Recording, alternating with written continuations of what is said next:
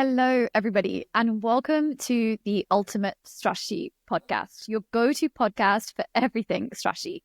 I'm Devina, Strategy Execution Director here at Cascade, and each week we'll be sharing a new episode covering a wide range of topics, and they're all designed to help you grow your business, not only in a smarter way, but also make strategy more approachable and actionable. So stay tuned for our weekly episodes. And today we have a super exciting episode. And I know we say that every week, but this week is truly more exciting because we have our first inaugural guest speaker with me today. So we have Barak Michaelis, Senior International Growth Consultant at Google. And I'll let him introduce himself very, very shortly. But before we dive in, let me thank today's sponsor, Cascade. Now, Cascade is the #1 strategy execution platform out there. Cascade helps turn visions into reality by really working as the strategic brain of your organization. Now, thousands of top organizations use Cascade to plan, execute, and track their strategy. It really brings it all into one place, improves efficiency, and speeds up decision-making. By successfully executing their strategies, Cascade customers are making a big difference, from deploying life-saving vaccines to engineering the fastest Formula One cars. So if you want to get your team moving towards your vision in one centralized platform, check out Cascade at www.cascade.com. We'll leave the link in the show notes for you as well. So let's get started. Now, Barak, please tell our listeners a little bit about yourself. Thanks so much, Devina. And first of all, what an honor to be here, especially being the first guest. It really is a pleasure. So, as you said, my name is Barak. I am working at Google as an international growth consultant. In essence, what that means is I'm helping companies expand and grow in international markets. So all the way from operations, strategy, go-to-market, and marketing. And we're going to touch a little bit more about that in a second. I've got about 10 years of experience working in strategy in and out of industry. And I've actually lived in quite a few countries. I count as at 6 now. So hopefully I'll be able to bring a little bit of perspective here as well. Great. And the perfect guest for our topic today, well, we'll be diving into everything around global strategy perspectives. What lessons can we really learn from diverse markets around the world? Now, we've kind of broken down this episode into 3 key areas. The first of which we'll be talking about developing that strategy for geo-diversification. I know it's the question at the top of so many businesses' lips. How do we figure out how to go global? So really talking about a few success stories and how to break it down into some tactics. Then we'll be getting into some lessons, the good and the bad and the ugly, and really understanding what it takes to pivot and be agile. And thirdly, we'll be going to talk about the future of geo expansion and what we think that could look like. And Barak is going to provide his incredible insights into what that could be. So I think let's begin, Barak, with the why. Why is geo diversification becoming so important in today's business landscape? Yeah, great question. I mean, you can go so far back with it, but the past 5 years or so have been crazy in terms of the acceleration of the importance of it. And of course, it kind of stems from COVID in a way, but also just with the dawn of internet and kind of this fast-track globalization in this online world. But it's extremely important. And I think there's 3 main reasons why. The first one is the obvious one. Access to new markets, new customers, and new products. So actually being able to reach a wider group of people, right? The second one is the one I'm thinking is getting a lot more important recent days, is actually reducing dependency on one market and actually mitigating risks. So of course, the more markets that you're in, the more you're hedging your bets and playing it safe for your overall business. And lastly, the fun one I would say is kind of for innovation. So learning from the diverse markets often sparks creativity and new innovation for your business. And we're going to go through a few examples of that in a bit. We're going to get into some big detail because I know these are all exciting areas. So I guess we've covered a little bit around the why. I think critically, our listeners want to hear about the how, right? So how do we really take some of that strategy of wanting to go global down into some tactics? What would you really advise our listeners to think about? Yeah, great question. There's so much to think about, but let's break it down. So when you're entering a market, you need to think like a startup. You need to truly learn the market before committing. And that alludes us to step one. But yeah, I mean, too often I see companies trying to wing it, and then they come to me asking why things aren't going well. So let's break it down. Let's go through the key things. But yes, of course, the first thing is research, broad research, deep research, but fully understanding the market, the competitors, and everything around it. That should always be your first step. That would also help you determine where you want to go, right? And kind of how to prioritize that. The next thing is really like how you're going to do it. So the entry strategy around it. Are you going through a joint venture or an acquisition? Are you going to be partnering with the local company to actually introduce your product effectively? Or are you starting from scratch? How are you distributing? If it's retail, are you going through e-commerce? Are you opening a store? Or otherwise, are you going to have an online presence? Are you going in with an app? And of course, that's always going to change in importance depending on where it is. Right. And then lastly, what's your actual model? B2B, B2C? Sometimes the market will dictate which way you should go based on, regulations. In some cases, it's down to how the consumers of the overall industry is. For example, Purina, the pet food company, in more mature markets where having a pet is a lot more common, for example, in Western markets, they operate with B2C. So, you go into a store, you buy what you need. But in other like more developing markets or less mature in the pet world, for example, in India, vet channels are actually super dominant. And that professional trust is really important. So they more so operate in that B2B way. I think that's a really interesting example. Yeah. It's a cultural difference, isn't it? I guess in terms of what you mentioned there is people trust their vets, they trust their dentists, their professionals. Whereas I think in some of the Western countries, we're equipped a lot more to make decisions ourselves and kind of bypass that. Totally. Yeah. And that will change over time, right? Like once they start to have that reputation, the brand, once people start to know them, they trust them, then they can start moving more towards B2C, simplifying the journey, right? Next, of course, is the go-to-market strategy and the classic 4 Ps. So product, place, price, promotion. I think we all know that. But of course, thinking about how you're positioning yourself in different markets. Like classic British example, Vimto, which is like an everyday drink in the UK. And then when they went into the Middle East, suddenly it's a very premium, fancy glass bottle offering. That's quite a unique one. You don't really see like pop beverages doing that. It's always important to find your product market fit. Many will actually say that this is the number one and first thing you should do when looking at new markets. But yeah, I mean, find your USP. Like, what's your selling point? Why should these customers buy from you or use your services? And of course, unless you're clearly trailblazer, brand new, like there's never been company or product like yours, like there's probably going to be some local competitors. So what makes you unique, right? Next, maybe we'll touch on pricing. I think this is a very important one. Localizing the pricing based on the local costs, cost of living, competitive prices, of course, price sensitivity. That plays a big role. Yeah, that's a great example, actually, because I know that even if I take an example like Disney Plus or Spotify or Netflix, they are priced super differently around the world. They even have different membership options, and kind of the scale of the packages that are on offer, but even just the price point. If you did a flat conversion in some countries, you are going to find it to be much cheaper than others just because of the willingness to pay in those economies, right? Yeah, super. Yeah, that's such a good point.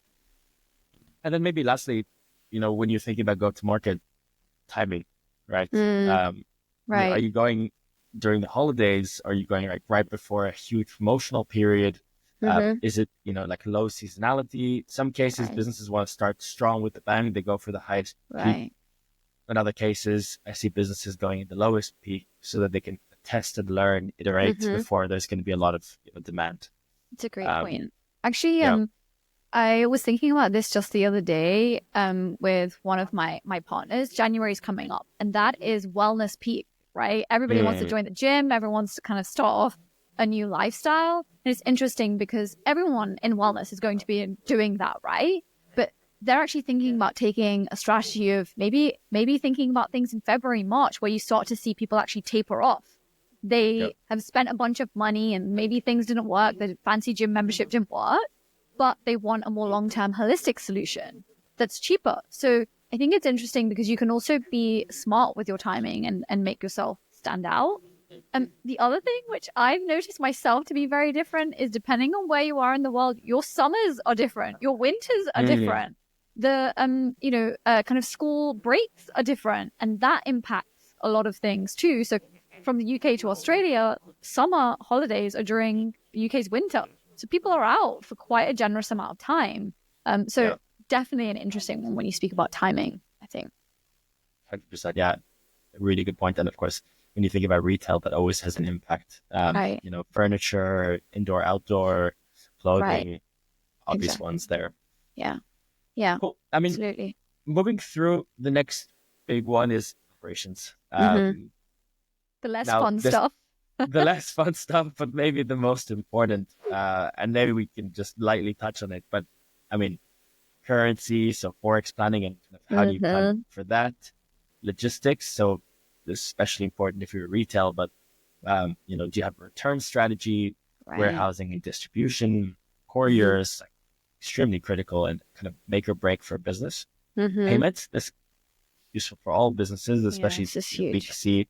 But are you considering alternatives like Boleto payments in Brazil, cash on delivery, India, Middle East, it's very important, or, payment wallets like Alipay, WeChat Pay in China, which are extremely dominant. And then, other markets which are still catching up, like bank transfers in Germany, which is very important. You can't forget that. So really making sure that you adapt. Next is customer experience. How are you navigating that? Importance of customer service, but even just in general, like how are you portraying your app, your service, etc. You don't always have to change it. In many cases, you're going to be fine. But for example, businesses who are going from, UK to Japan, it will require a degree of tweaks. And if you ever, want to understand what I mean, just go to any Japanese e-commerce or site and you'll see what I mean, or the reverse if you're coming from Japan. And then lastly, localization. So language, accessibility, those are important. Actually, Devina, have you ever heard of text expansion? I have, purely because of one of my old roles. Do I know what that means? Yeah. Okay. Yeah. So it's when, or contraction, like it's when the text gets longer or shorter based on the language, which of course will have an impact on the spacing and everything. Right. Like real estate on your website, on your labels, etc. Yeah. Exactly. Yeah. Maybe I'll give you a quick quiz, Devina. Do you know how much longer French text is on average than English? I don't know the exact percentage, but what I do know is European languages in general have higher text space than English. So I'm thinking Spanish, French, these languages, maybe it's like 10-20% more potentially. Yeah. Almost spot on. So French, it's about 15%. So like for, let's say 100 characters, you're going to end up getting 15% more. So like those are things to think about, especially when you're thinking about like visual real estate, like you said, or on product. Right. And of course, beyond language, cultural adaptation is very important. So how are you connecting with local users, consumers, customers, but also creating strong local partnerships, building and managing local teams as well. If you're going to build your business in that way and open offices, so that you can work effectively, but also become trusted in that market. Right. There's actually a really good book on this topic, Culture Map by Erin Mayer, and she talks a lot about Hofstede's cultural dimensions. Definitely worth checking out if you want to understand a little bit more about kind of how you adapt and how different markets are individualistic or not, for example. That's a great point. And probably something that's a lot more tangible for our listeners as well when they've been on vacation or they're kind of seeing brands that they might be used to from their home country in a different space, right? It's going to be positioned completely differently from a cultural perspective. So that's that's a really great point. And maybe thinking about this more broadly, Barak, when we think about kind of the tactics of this, right?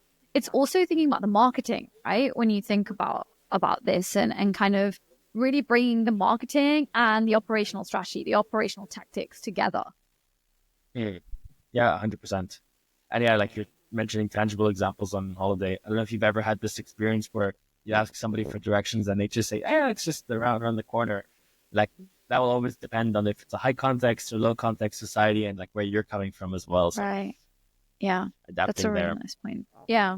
Yeah. And I think as well, I think more broadly too, you've got to invest time into planning for all of this, right? From a kind of strategy point of view, but also boiling down to the timing, as you mentioned, financial planning, trying to forecast what can happen as well. Whilst it's about testing and learning, you also don't want to make super risky decisions and sink a bunch of money into your geo expansion, a lack of success, right? Yeah, or at least expected, right? Yeah. You don't want your CFO knocking on the door in 6 months and saying, like, why aren't we making a profit when obviously you should have planned for that? I mean, usually it takes at least a year to start, getting traction and validate the market. So actually planning for those best, worst case scenarios is important. Okay. Well, yeah. Sorry. Should we talk about the fun stuff, the marketing? Yeah. Yeah. Let's talk about that. Yeah. So like this is probably the biggest topic that gets asked and when companies are trying to figure it out is the marketing mix, funnel, up, low, how do you approach it? And of course the annoying answer is it depends. Depends on who you are and your business and your industry. But there are kind of general guidances. Early phase, oftentimes, focusing on performance marketing, so capturing existing demand is key. So kind of going down the funnel, who's out there, who's wanting your product or your service, and just capturing kind of low-hanging fruits. And then you can start moving into the more mature phase, so branding, upper funnel, things like that, which of course also in many cases is hard to prove, kind of tangible profit. So actually having that stronger leeway in the market. Now, this of course takes many different shapes and forms. And actually recently we're seeing kind of this trend. I've seen it being called the messy middle. Have you come across that before? I have heard of this. Yeah. So the funnel is not linear anymore. Yeah. And I think AI and social media has made this even more complicated. So and even us as users, so discovery to awareness to discovery back to research, down the purchase funnel, and then maybe back to research. Yeah, right. Yeah, it's confusing, right? I've seen it been. Sorry, I've seen it be circular before, which is interesting, but I think it's getting more blurry now than ever. Yeah, it's really like one big knot. But yeah, I think like if we're thinking about market expansion, I think those are the key things to think about. Great.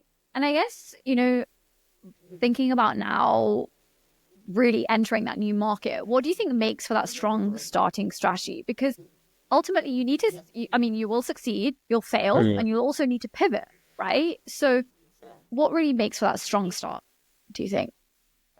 Yeah, good question. Like, as we said before, the first thing, research. So research, really understand the market deeply. I think like that's always the fundamentals for any strong starting strategy. The next one is like a pilot, start a test, make assumptions, test them out, maybe a soft launch, a beta test. Right. You really need to kind of feel it, get a sense, get the feedback, and really iterate. And then the last one is just having an open mind, being agile. I love that. So be ready to adapt based on those learnings, based on what you've heard from the feedback from the users, and actually implement it rather than try to brute force with your original plan. I love those. And I think we also, as strategic leaders in a business, we should be leaning into this idea of succeeding, failing, and pivoting. I think sometimes actually we are afraid of it, but we need to lean into it. Everything that you experience as a business and an individual as a strategic leader, you can learn from, right? Yeah. And I know that there's probably some great examples, Barak, that you have, especially, having lived in a few different countries, of maybe a few examples of successes, failures, pivots. Does any come to kind of top of mind for you? Yeah, no, for sure. One great one is, these are famous examples, McDonald's. So they have like a super strong strategy around think global, act local. And I think anyone who's traveled or lived anywhere else kind of come across this, but the menus are completely regional. So in India, they have McAloo Tikki, tikka, they have the ebi fileo in Japan. And no matter where you go, you're going to find something that you've never seen before. Right. And that's such a cool way to kind of connect with the local audiences and adapt. Pizza Hut as well in Hong Kong. They had this very viral campaign where they had snake meat on their pizza, which I can't think of anywhere else that would have that. But for me, living in Hong Kong, seeing that was always normal. And then you go abroad and you realize, oh, actually, that's not normal. Just margarita. Yeah, just regular pepperoni. Yeah. And then people talk about pineapple, and then you have things like that. Yeah. Right. But yeah, I mean, McDonald's is a cool example because it's not just about the food, but it's also their marketing and their campaigns. Great. So anyone who's into manga or anime will know about the McDonald's phenomenon, where they kind of use like a fake McDonald's to avoid copyright infringements. And it's kind of like a typical trope. And actually, McDonald's recently leaned into that and actually launched an official McDonald's campaign. And it's not just in Japan. Like, they actually went and did it abroad. And they even did a pop-up in LA. So it comes to show how, you try and you adapt for a new market. Then you end up bringing it back to your home market, which is kind of like a reverse innovation.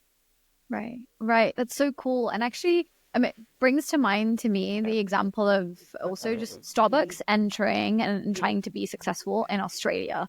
Australia has a big coffee culture, and also I would say quite a prideful coffee culture. People take it super seriously. In terms of kind of origins, the way that it's brewed, barista, the baristas that are creating it. But what really happened for Starbucks was, I think there was maybe a little bit of misjudgment, or maybe not that kind of well thought out strategy when they were thinking about entering that market and trying to succeed there, right? They weren't necessarily respecting those local preferences. And they've been struggling, and it's been a hard journey for them. And so this cultural misalignment piece also can mean that even the strongest brands in country X might not see that same return, especially in the short term, in country Y. So kind of your point of leaning into it, I think, is important, so you can turn a failure into success, right? Yeah. No, 100%. 100%. We talked about success, we talked about failure, but I really like what you mentioned earlier about pivoting. And a really funny example that was very viral recently was the Ugly Sonic, where Sega, they were doing the movie adaptation for Sonic the Hedgehog, and they were kind of going based on that trend of hyper-realistic. We saw something similar in Guardians of the Galaxy with Rocket, where it's like super lifelike, but of course it's a animated character. But that was huge. People were not happy with it. Not impressed with realistic Sonic. And it didn't work, right? But they were already quite deep in the production stage, and they were already at the trailer stage when people really caught on to that. But they caught on to the feedback, they listened, and they actually ended up adapting him. And if you see, before and after, you're going to notice that it's a lot more true to the original design in the games, which is such a good example of pivoting and actually reaching the success rather than just carrying on despite that feedback that was so glaringly obvious once the audiences spoke up, and actually led to the movie being a big success and, led to sequels as well. I love that. I think listening to, your respective customers, whomever they may be, whatever space you play in, whatever sector you play in, is so important. Another great thing, which I definitely see a lot of now, is brands reaching out on social media, doing polls, asking their consumers, what do you want? Recently, I saw Hailey Bieber's Rhode brand, her cosmetic brand, ask consumers on Instagram which limited edition product would they want to see back in the new year. And I thought that was just such a fantastic example of listening to your people, right? And I think what you said is it's leaning into this feedback, being open-minded to it, and critically doing something about it as well. Don't kind of cover your ears to the feedback as well when it comes to pivoting. Yeah, great. Well, I love that example because it's not even just listening, but it's even proactively trying to get that feedback. Asking. Yeah, they'll tell you. Yeah. Oh, yeah. Consumers are super open now. And I would argue that actually the generations like Gen Alpha, they're even more vocal and more open than ever. So I agree. I guess like thinking now more towards the future, right, is that we know that failure isn't necessarily the end. It's just a part of the journey. And it just means you need to double down on what's working, but also pivot away from what's not. And we don't want to instill this fear also of not going global or not taking those bold decisions, because that ultimately is the stuff that's going to get your business to those shining stars as well when you think about strategy execution. So I think from your experience, Barak, there must be so much that you can really lean on when you think about the future with your partners. Emerging markets operate so differently. Even I'm finding the difference from Asia to the UK and Europe is insane. You see robots at the supermarket. I've seen so much tech usage, so much integration. I use Grab for pretty much everything in my life, and I've got the most amount of loyalty points that I've acquired on this thing because it's integrated with everything from your taxis to your food to my grocery store. So emerging markets are really, I think, this kind of shining light also for other kind of territories. But what do you think we can learn from their successes? Kind of what's your hot take on that? Yeah. So emerging markets are interesting, right? They've kind of gone through this leapfrog phenomenon where they've just skipped a bunch of steps, which leads to very interesting things. And Grab is such a good example of that because, they've gone straight into super apps. Like we've skipped the website part, we've skipped all that. We've just gone like all the way. And that's just also really facilitated an opportunity to kind of go next level with it.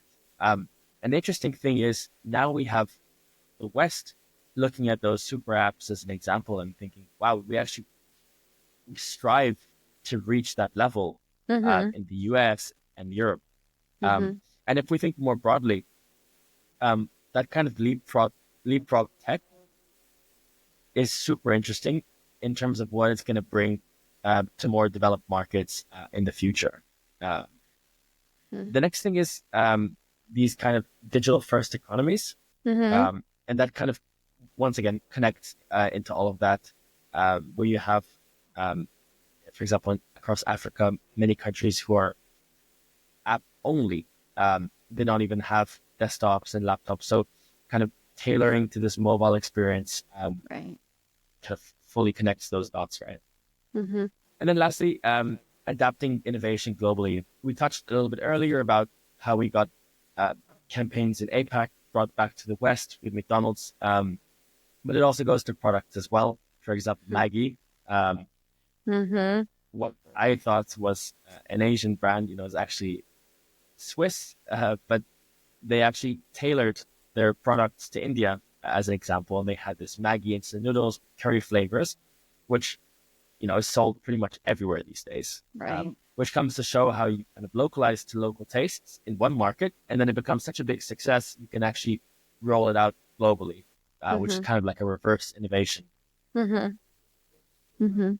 I also think on that, Barak, it's interesting because sometimes these things weren't necessarily a part of their strategy, right? But it just happened to be that way. This Swedish company didn't set out to have this Asian perception, but now that's what it's got. And actually what that's unlocked is success in so much of the world. So without trying and testing, you might not actually end up with these incredible surprises also that could catapult your business and your brand. So that kind of notion of, as you say, like innovating and being creative, it's so important to lean into. Yeah, for sure. Great. So I think probably now what I would love to get into is your personal take, right? This is what the guest speaker episodes are all about. What do you think are the things that strategic listeners and leaders who are here with us should be looking out for when it comes to geo-diversification? Kind of what is your top things that come to mind? Yeah, so I'm seeing, let's say, 3 key trends. The first one is hyper-localization. Right. So really deep cultural alignment. And that obviously leans on hiring local teams or agencies or partners to really go all the way and create those products and campaigns that deeply resonate. And part of that is even kind of breaking down markets to sub-markets. So in India, regions, tackling like different sub-regions, languages, 100%. local influencers that match each of those. Second one is a sustainability focus, which I'm really glad to see becoming trendy as well. And businesses are kind of starting to get a lot more scrutinized for how they operate, which actually causes not just an ethical need, but a business need to start, adapting more towards that direction. We're seeing, this trend of Green Friday come along, where companies are trying to kind of tackle it in a lot more of a sustainable way. For example, Rituals, who just launched their Green Friday campaign, where only the refillables were on sale.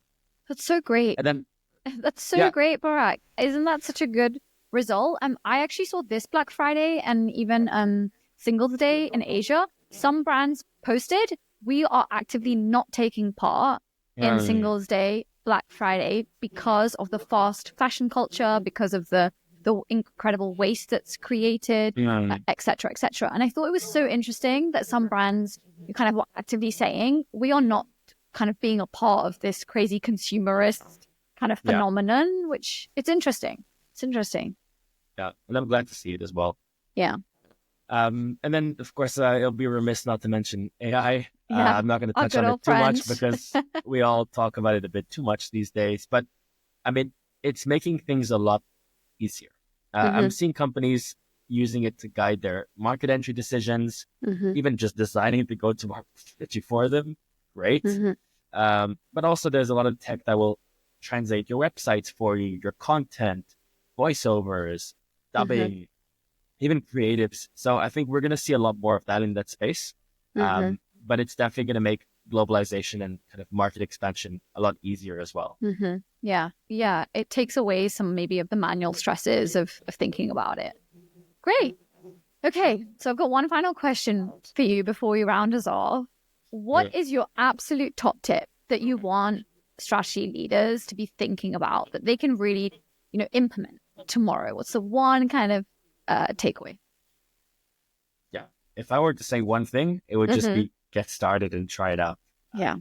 You don't have to jump into the market right away, but definitely start the process, the research, the planning. And if you have the resources, even just doing a test in the market and seeing how it goes, because you don't know unless you try, right? I love that. Test and fail. I love that. Yeah, I love that. And I think, like you say, you never know what it could open up, right?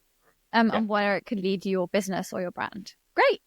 So that wraps up today's episode. A big thank you to Barak for being our inaugural guest speaker. And Barak, where can people find you? Yeah, Devina, thank you so much for having me. It's been a real pleasure. You can find me on LinkedIn at Barak Michaelis, and I'll be happy to connect and chat more. Fantastic. Thank you so much. So we hope you found this episode insightful and it helps you on your journey to better execution. Drop in any comments and suggestions for future episodes and even suggested guests now that we're doing that. And please be sure to tune in to next week's episode as well. We are going to be tackling some more exciting topics that you won't want to miss. And in the meantime, don't forget to subscribe as well to the Ultimate Strategy Podcast on your favorite listening platform so that you never miss an episode. And check out the links in the show notes as well. A big thank you to Cascade, today's sponsor, for making the podcast possible. And thanks for listening. And remember that great strategies are only as good as their execution. So take action, make it happen, and see the results, of course. See you in the next episode for your weekly dose of strategy.